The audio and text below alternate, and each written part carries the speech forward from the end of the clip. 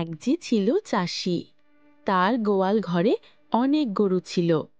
চাষি চাষবাস করে আর গরুর দুধ বিক্রি করে সংসার চালাতো।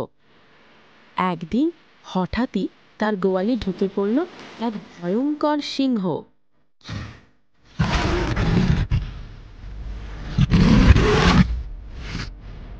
চাষি সিংহটাকে আটকাতে গোয়ালের দরজায় শিকল তুলে দিল।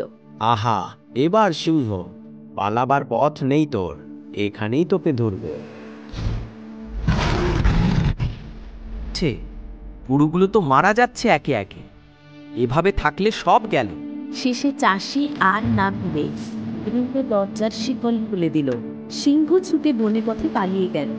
চাষি তখন হতাশ হয়ে বাইরে এসে দাঁড়ালেন। এই কি হইচই, এত গোলমাল কিসের?